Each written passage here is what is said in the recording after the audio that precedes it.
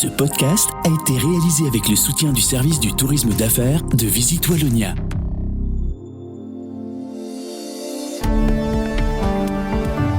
Vous écoutez Z sur 7, le podcast quotidien de Transcanal Z. Nous sommes aujourd'hui le mercredi 19 février. Votre podcast aujourd'hui est écrit par Arnaud Huard et animé par Jean-Pascal Ledoux. Bonjour à toutes et tous. Aujourd'hui dans votre nouvel épisode, la défense est au centre de la table. La Belgique est un mauvais élève de l'Europe. On ne doit pas réduire ailleurs pour simplement rencontrer les objectifs européens. Le groupe Gérald Ibert est endetté et l'heure est à la réorganisation. Et l'idée, c'est aujourd'hui d'à la fois rétablir un climat de confiance avec les banques. Et pour finir, nous retrouverons Peter de Keyser pour parler du principe des subventions. Faut-il les supprimer ? Restez à l'écoute.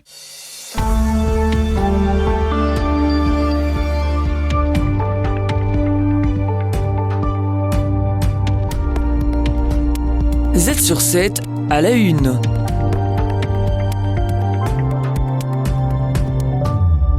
Nous en avions déjà parlé, la Belgique fait partie des pays de l'OTAN qui investissent le moins dans la défense. Seulement 1,3% de son PIB, soit près de 8 milliards d'euros. Mais les États-Unis et la situation actuelle exigent plus d'efforts. Les 2% du PIB seront seulement atteints en 2029. Et pour les trouver, il existe plusieurs pistes. Jean-François Husson, professeur de finances publiques. Une première chose, c'est de recréer un fonds budgétaire, comme on a déjà fait dans les années 90, qui permet à la défense de vendre des équipements ou des bâtiments obsolètes. Il y a encore des propriétés de la défense, bunkers et autres, qui ne servent plus à grand-chose. Ça peut être vendu et valorisé. La piste de la vente de participations publiques est également évoquée, particulièrement celle de BNP Paribas Fortis. Mais cette option comporte des risques. Si on fait ça, il ne faudrait pas que ce soit dans des entreprises importantes pour la défense.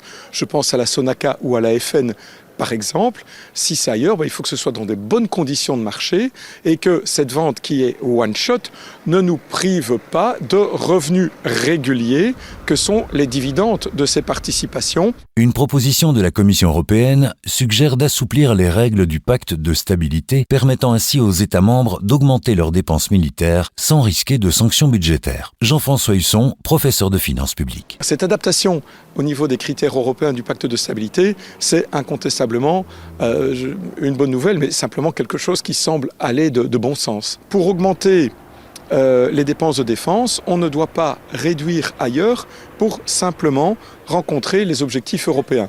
Toutefois, cette dérogation pourrait ne pas s'appliquer à la Belgique. L'Allemagne plaide pour qu'elle soit réservée aux seuls pays qui ont déjà atteint l'objectif de 2% du PIB en matière de défense, une condition qui exclurait d'office notre pays. Z sur 7 à la une. Le médecin légiste Philippe Boxeau vient de dépasser le 1 million d'exemplaires vendus pour ses 3 ouvrages décrivant les coulisses de sa profession, un univers méconnu et souvent tabou qu'il est parvenu à rendre fascinant grâce à un franc-parler parfois déconcertant. On l'écoute. Je n'ai jamais imaginé ça, moi. J'ai même jamais imaginé écrire. C'est parce qu'un éditeur est venu me trouver, Dimitri Keynes, en me disant « Philippe, t'écrirais bien tes histoires ». J'ai dit non. Et puis il m'a dit « essaie quand même ». J'ai dit « allez, ça va, je vais essayer ». Et voilà, on y est. Dimitri Keynes a eu un bon flair. D'autant plus qu'il venait de lancer une procédure de réorganisation judiciaire pour sa société d'édition. Le succès de Philippe Boxeau lui a permis de tripler son chiffre d'affaires pour le porter à une petite dizaine de millions en 2024. Une véritable success story entrepreneuriale. Alors, j'ai absolument pas fait exprès. Je m'en rends compte parce qu'on me le dit, mais en soi, je m'en rends pas compte. Je suis pas de ce milieu-là, moi, non. Il faut qu'on me le dise et que je puisse comparer avec d'autres pour voir effectivement ce que c'est. Alors, si ça peut donner des idées à d'aucuns, surtout allez-y, les gars, n'hésitez pas. Les livres sont aujourd'hui traduits dans plusieurs langues et ce n'est qu'un début. Une adaptation cinématographique est même en cours de discussion. De gros acteurs comme HBO, Netflix et UGC sont en train de négocier les droits. Philippe Boxeau, auteur. On cède les droits d'auteur. Donc c'est l'histoire des livres. Moi, dans cette affaire-là, je veux pas jouer mon rôle. Je suis pas acteur, donc je vais pas commencer à faire ça. Pas rigoler non plus, il y a des gens pour ça. Par contre, je vais être conseiller technique sur la série pour être sûr qu'on ne raconte pas des carabistouilles et que ça reste bien dans l'axe de ce que je veux.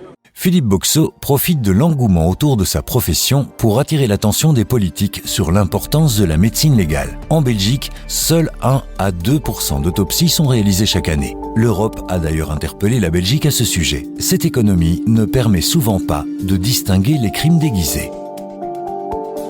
Z sur 7 à la une.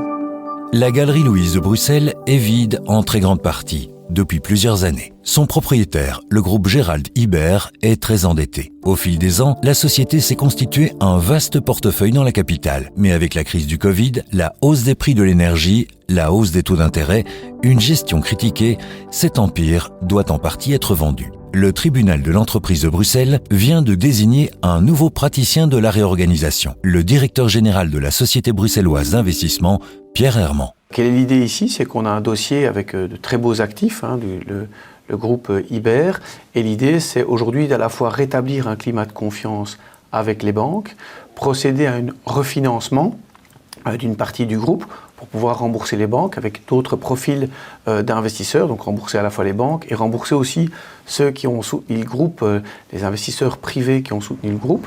Le tribunal demande à Pierre Herman de se charger des 41 sociétés du groupe. Il faudra vendre des biens. La société manque de liquidités pour payer ses créanciers et pour assurer son fonctionnement. Là, on va être dans une phase de vente de certains actifs sur lesquels déjà le groupe Ibert maintenant a identifié des actifs et il y a pas mal d'intérêts. Donc on va vendre certains actifs et procéder aussi au refinancement de ce très beau portefeuille. Le dossier est important pour le haut de la ville. Le commerce de luxe est un pôle d'attractivité de la capitale européenne. Pierre Herman, directeur général de la Société bruxelloise d'investissement. Vendre ça, entre guillemets, à n'importe qui ou à la casse, ce ne serait certainement pas bon en fait pour l'économie et les commerces en fait de Bruxelles parce que c'est effectivement un commerce de destination. Et Pierre Herman, en charge de la réorganisation, affirme avoir reçu déjà quelques marques d'intérêt. Z sur 7, les dessous du pouvoir. Peter de Keyser, économiste et entrepreneur, fait le lien entre entrepreneuriat et politique.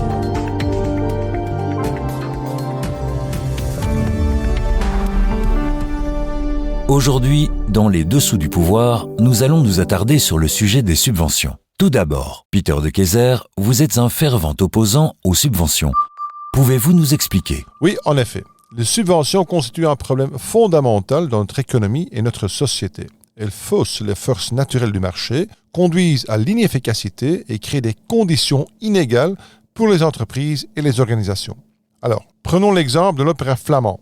Il reçoit 27 millions d'euros de subventions chaque année. Il s'agit d'un montant énorme qui sort en fait de la poche du contribuable. Concrètement, chaque visiteur de l'opéra reçoit donc un subside de 226 euros. Un couple qui va à l'opéra reçoit environ 450 euros de subvention pour aller à l'opéra.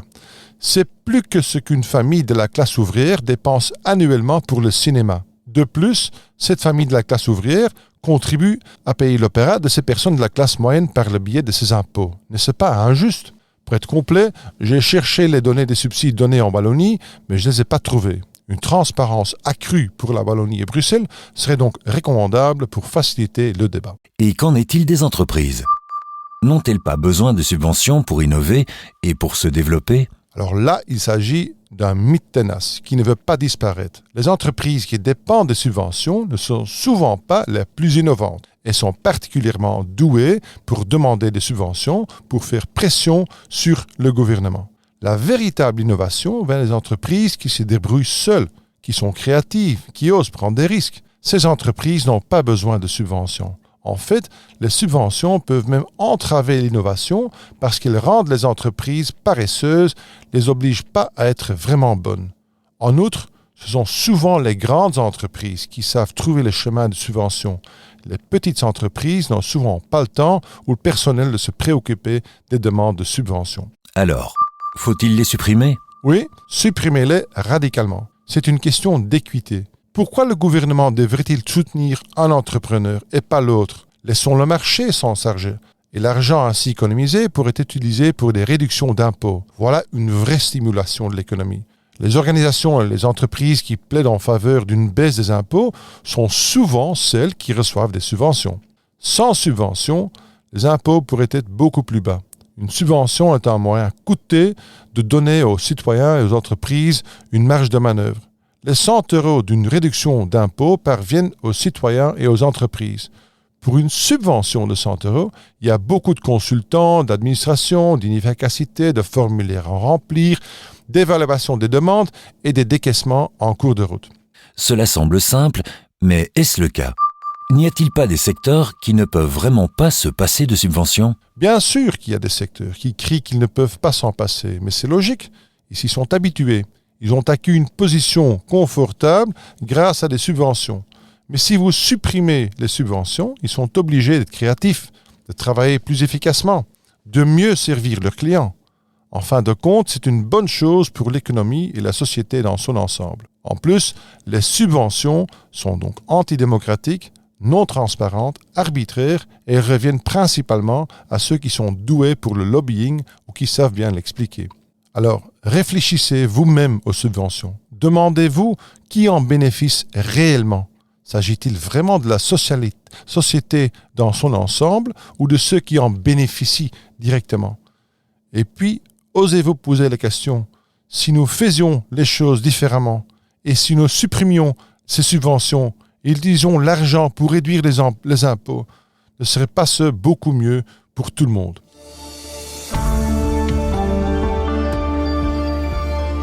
Les meilleurs experts boursiers vous proposent des analyses des marchés internationaux, des conseils avisés et les dernières tendances économiques.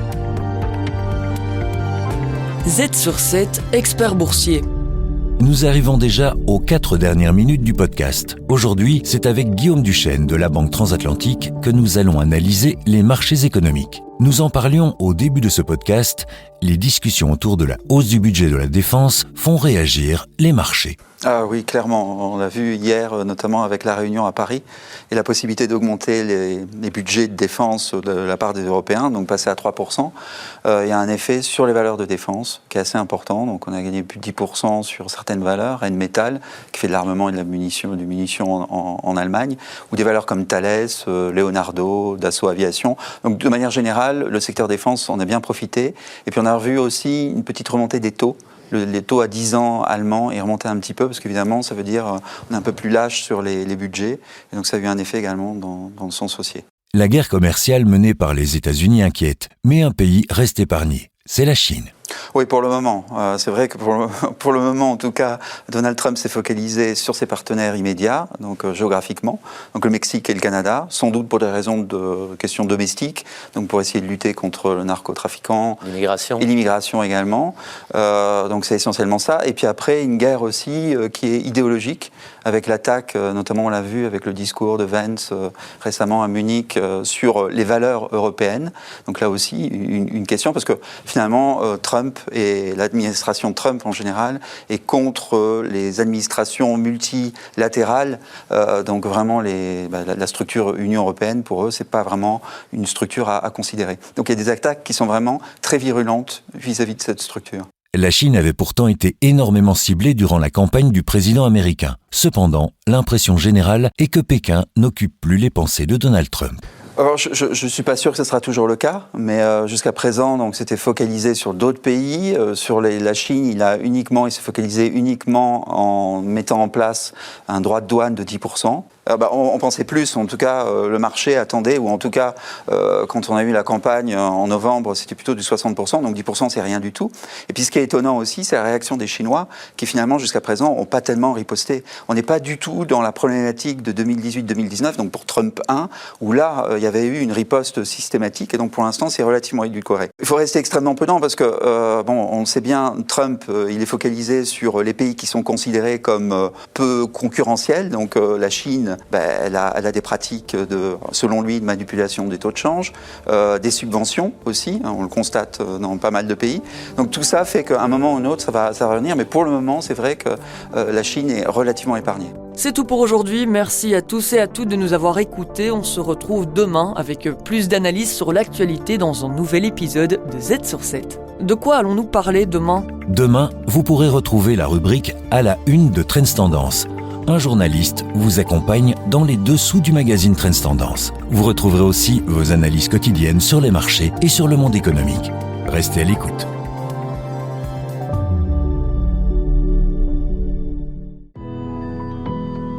La Wallonie est la destination idéale pour vos événements professionnels.